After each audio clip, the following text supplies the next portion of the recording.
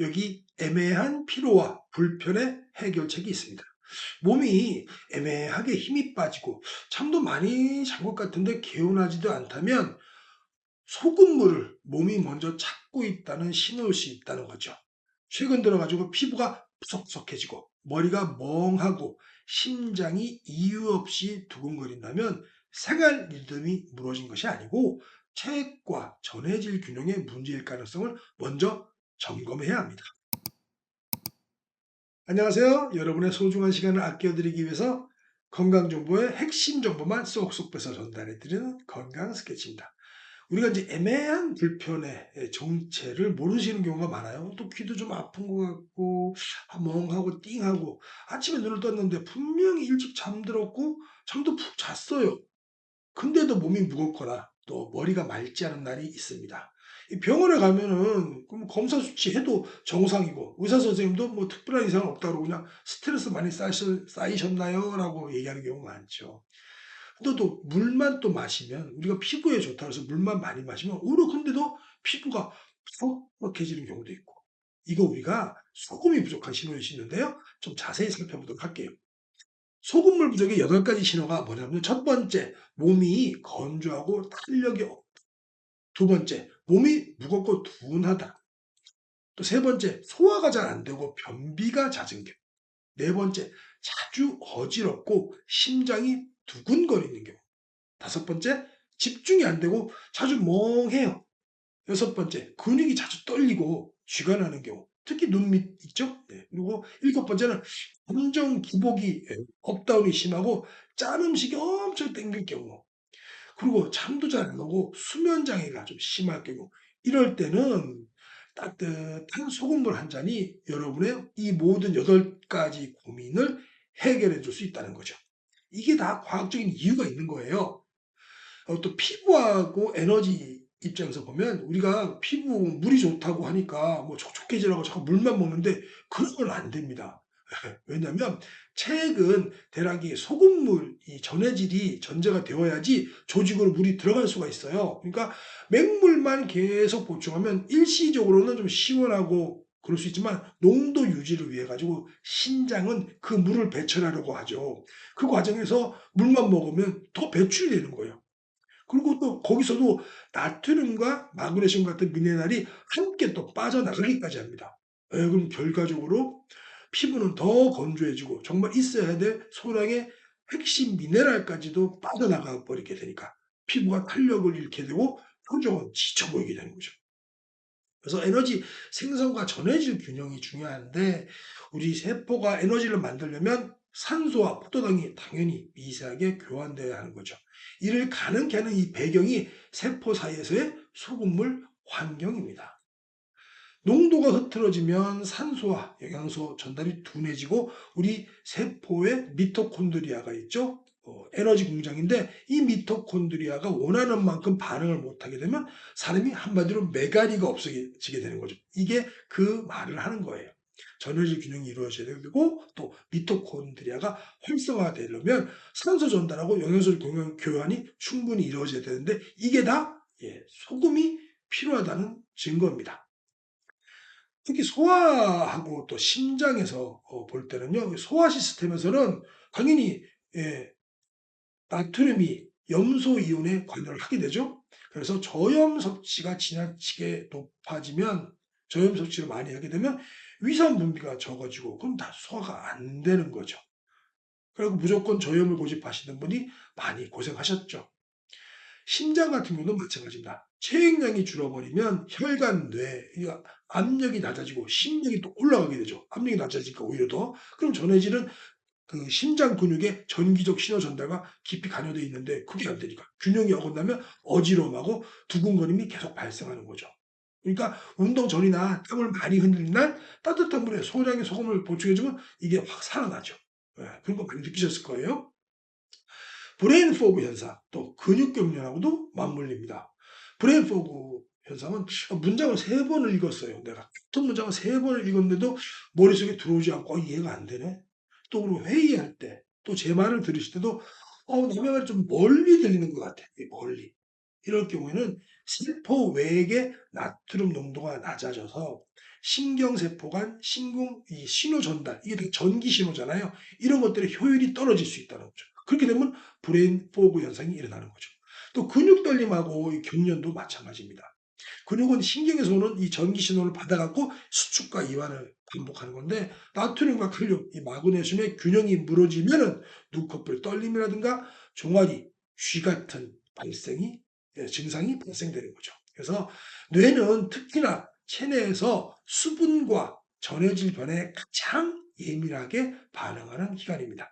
약간의 불균형만으로도 생각의 속도와 집중의 질감이 떨어지죠. 그래서 저 같은 경우는 아침에 출근하자마자는 신장에 부담을 갈 수가 있으니까, 신장에. 그래서 아침에 일어나자마자는 그냥 맹물 먹고, 회사 출근해서는 이렇게 타기 전에 그 MQ 소금 딱 타가지고 흔들어서 쫙 녹으니까 싹 한 잔, 예, 500ml를 한 2번 정도 나눠서 쫙 마셨습니다. 그리고 이제 그 아침에 보통 저는 일을 아침에 거의 끝내거든요.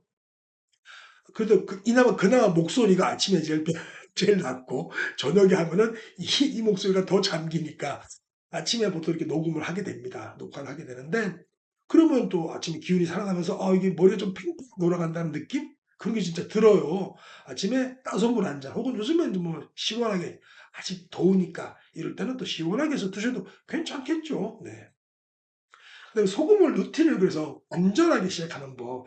소금을 어떻게 먹어요? 매번 여쭤보시죠. 근데 처음부터 깊이 높게 농도를 한다면 문제가 있겠죠. 그래서 따뜻한 물 흰통에다가 아주 그냥 요만큼, 뭐 새끼손가락 요만큼, 손톱만큼 살짝 터서 드셔보시고, 그래도 좀 이제 반내 그러면 이제 뭐 한 티스푼 정도 이렇게 넣어서 500ml나, 요새 뭐 텀블러 대부분 뭐 있잖아요. 그리고 뭐 그냥 머그컵도 한 300ml는 되죠. 머그컵 한 잔에다가 뭐 티스푼 한 잔 섞어서 드시면 그렇게 뭐 짜지도 않아요, 솔직히. 그죠? 그리고 점진적으로 조정하는 게 좋지, 뭐 소금을 좋다고 뭐 멋있다. 저 같은 경우도 몇 번 말씀드렸지만, 미네랄 소금을 처음 먹었을 때는 설사를 좀 하더라고요. 예. 그건 무슨 뜻이냐면, 이제까지 제가 미네랄을 그렇게 많이 먹지를 않았다는 뜻이죠. 3일 정도 설사를 하길래 한 1주일 정도 끊고 나서 먹었더니 그다음부터 인제 몸의 변화가 좋아요. 예. 요즘은 제가 말씀드렸지만, 제가 인제 지금 이제 오늘이 8월 달인데, 8월 이제 후반부인데, 제가 이제 3월 달에 술을 끊었지 않습니까? 아직도 안 먹고 있어요. 술을 끊고 나서 처음에 구내염 좀 생기고 피곤할 땐 그러더니 인제 아예 구내염 같은 건 아예 없어지고 몸 컨디션 굉장히 좋더라고요. 예, 소금도 많이 먹고 있습니다. 복음의 문제가 또 있어요. 기분과 이 수면의 질 개선인데요. 남정 감정 기복이 심한 분들도 염분이 부족해서 그렇게 생긴다는 연구 결과가 있더라고요. 그러니까 소금이 부족하면, 이 성질이 이런 분들은 소금 좀 드셔도 될 것 같아요. 수면도 마찬가지고요. 잠들기 전에 어떤 소량의 소금이 들어가면 좋은데, 저는 잠들기 전에 목이 되게 마를 때 있잖아요. 근데 좀 안 먹고 자면 잠도 안 올 것 같고, 그러면 물을 먹으면 또 바로 한 번 정도는 일어나야 되니까, 그게 또 귀찮을 때는 어떻게 하냐면, 또 소금 먹고, 그때는 인제 그 알갱이 소금이 있어요. 예. 알갱이 소금. 저는 이제 죽염 소금을 먹는데, 죽염에서 나오는 알갱이 소금, 고거 하나 이렇게 딱 털어서 녹여서 먹고 자면, 바로 자기 직전에 물을 먹어도 안 깨요. 소금을 하나 먹으니까. 왜냐, 균형이 잡혀서 소금이 들어가면서, 물과 같이 들어가면서 또 물을 머금고 있잖아요. 물을 잡아주니까, 바로 소금 안 먹고 물을 한 컵, 뭐 반 컵 정도 먹고 자면 금방 또 깨요. 근데 소금물까지 먹고 자면은 안 깨더라고요, 저 같은 경우는. 그리고 뭐 발을 좀 따뜻하게 하거나 뭐 그런 습관들이 있겠죠. 근데 다만 또 어떤 분들은 어 주무시기 전에 소금 알갱이라든가 소금을 살짝 타서 먹으면 더 야간뇨가 심해진다는 분도 있으니까, 그건 다 일괄적으로 모든 사람이 그렇지는 않겠죠. 그런 분들은 드시면 안 되겠죠. 균형 회복을 위한 실천 방법인데요. 작은 실천입니다. 한 컵에 이 따뜻한 물 한 꼬집, 살짝 꼬집 이렇게 드시면 되고, 저처럼 주무시기 전에 물이 드시고 싶다 할 때는 뭐 소금 알갱이 조그만 거, 예, 그런 거 드셔도 될 것 같고요. 근데 이게 당연히 개인차가 있습니다. 그러니까 우리의 목표는 소금의 미화가 아니고 우리가 균형의 회복입니다. 소금이 이제까지, 그러니까 저염식이 문제여서 이렇게 소금에 대해서 우리가 얘기를 하는 거지 고염식을 하라는 얘기가 아니잖아요. 그죠? 예. 소금을 당연히 많이 먹으면 그건 역시도 문제가 생길 수 있죠. 적당하게 드셔야 되는데 문제가 생길 수 있으니까 어쨌든 간에 소금을 많이 먹어서 생기는 질병보다는 적게 먹거나 저염식으로 인한 목숨까지 잃는 경우가 많으니까 우리가 그런 것들은 항상 잘 생각해 보시고 당연히 몸에 좀 안 맞다 싶으면은 전문가의 도움이 필요하겠죠? 마지막으로 종합적으로 정리 한번 해 볼게요. 내 몸에 숨겨진 신호. 혹시 당신의 몸이 소금물을 간절히 원하지 않는지 우리가 8가지 신호로 살펴보도록 하겠습니다. 첫 번째, 피부 건조 및 탄력 저하. 피부가 푸석하고 윤기가 없으면서 생기가 없어 보이면 이거는 소금물 부족이 있다. 소금물 특히 체액의 염분 농도가 문제가 있을 수 있고요.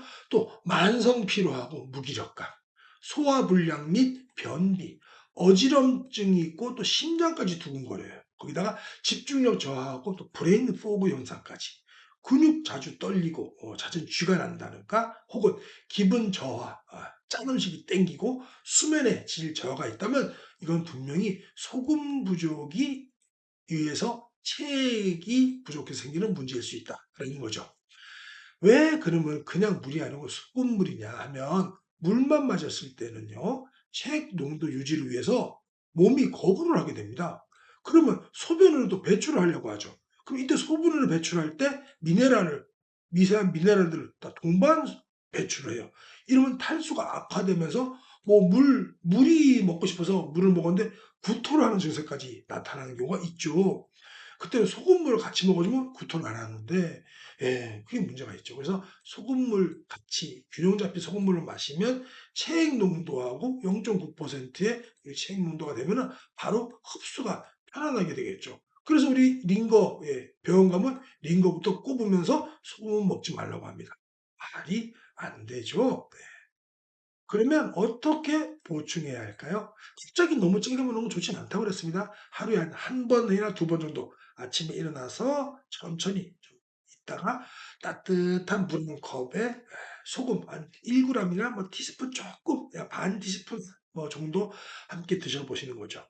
그래서 추천 시간은 식사 30분 전이나 운동 전후 또 땀을 당연히 많이 흘린다면 드셔야 되고요. 기운이 없다 싶으면 한 잔 타서 드셔 보세요.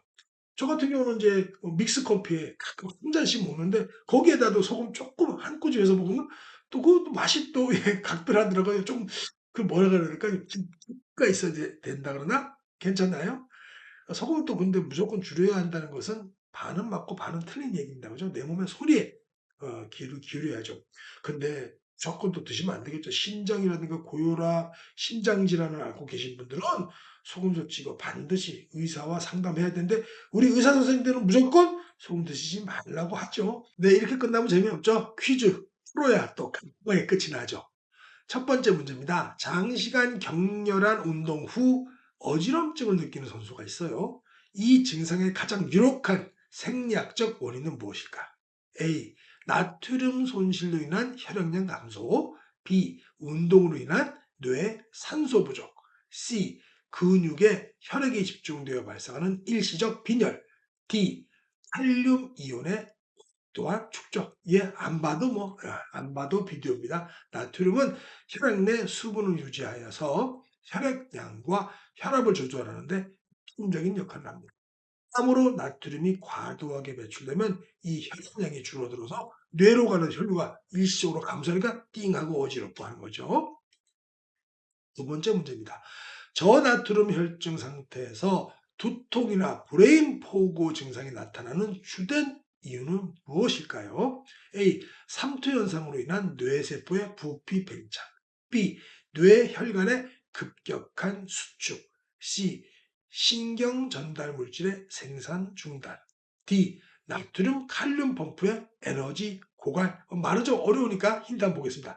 혈액과 뇌세포 사이의 수분은 농도 차이에 따라 이동하죠? 답은 당연히 A입니다.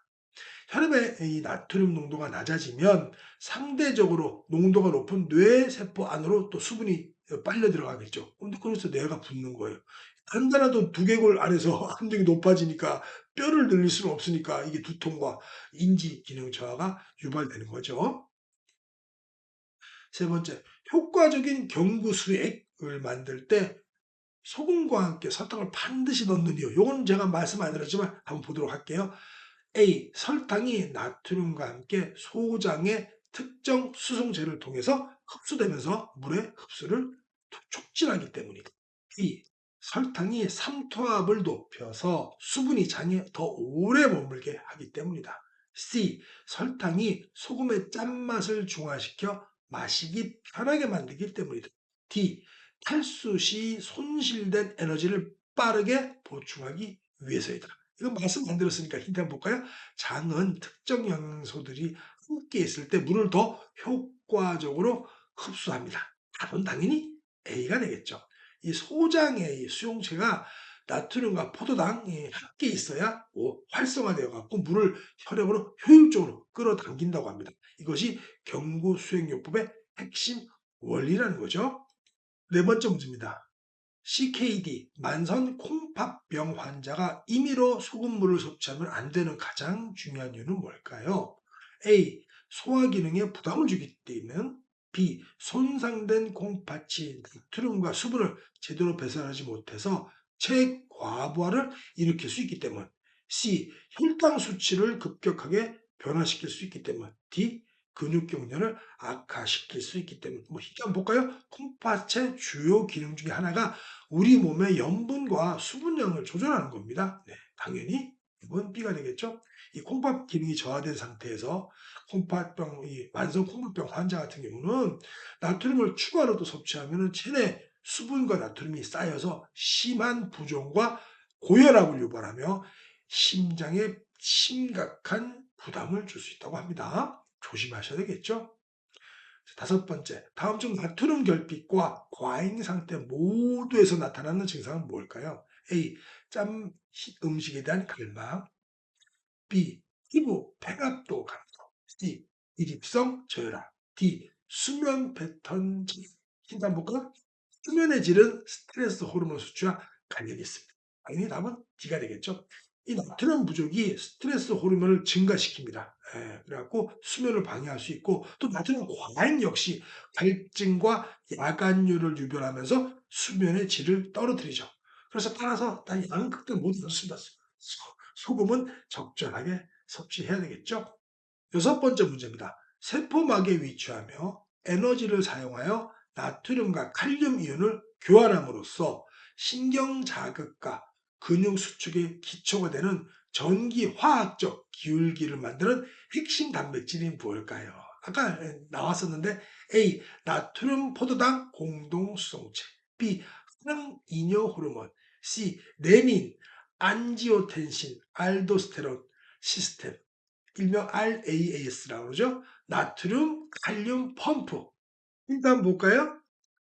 이 단백질은 우리 몸의 기초 대사량의 상당 부분을 차지하는 펌프 역할을 합니다. 네, 펌프 역할에서 정답 아시겠죠? 나트륨, 칼륨 펌프. 이 펌프는 ATP 에너지를 사용하여서 나트륨을 세포 밖으로 배출하고 또 세포 안으로 이동시켜서 모든 신경 및 근육 세포 활동의 기본이 되는 막 전이를 생성합니다.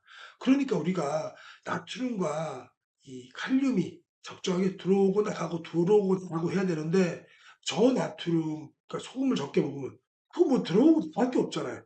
그래서 큰 문제가 생긴다는 게 지론이죠.